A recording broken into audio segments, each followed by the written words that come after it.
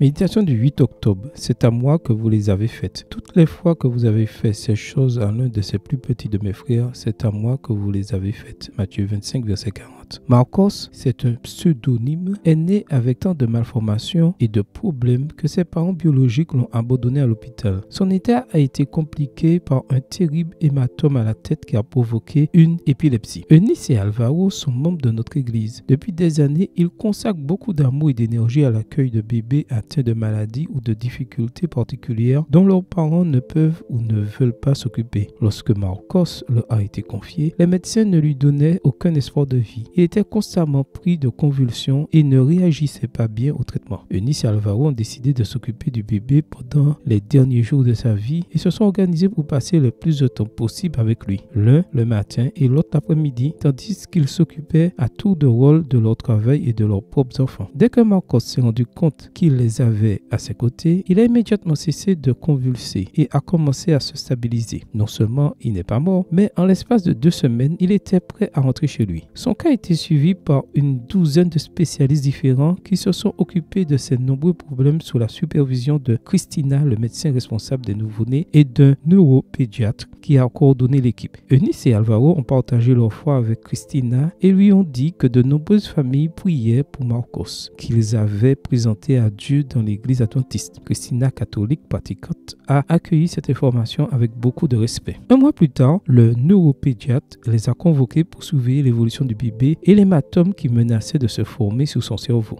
Dès qu'elle l'a examiné, le médecin s'est mis à se répéter « Je n'y crois pas, je n'y crois pas ». Elle a immédiatement consulté son ordinateur et après avoir comparé les tests d'il y a 1 mois avec ceux qu'elle venait de faire, elle s'est mise à pleurer silencieusement sans pouvoir s'en empêcher. Le docteur Christina lui dit tranquillement que les parents d'accueil de Marcos étaient croyants et qu'ils avaient prié avec de nombreuses personnes pour l'enfant. Ce à quoi la pédiatre a répondu avec émotion. « Je n'ai jamais été croyante, mais après avoir examiné Marcos, tout ce que je peux dire, c'est que je n'ai aucune explication à sa guérison. Il s'est passé quelque chose de miraculeux et ce n'est pas grâce à notre équipe. » Marcos continue de susciter l'admiration du personnel à chaque fois qu'il est amené à l'hôpital pour une de ses opérations. Tout le monde veut le voir parce que son état est une expérience bouleversante. Il continue à s'améliorer de façon incroyable et c'est un bébé heureux. Amen. Bonne journée à vous et que le Seigneur vous bénisse.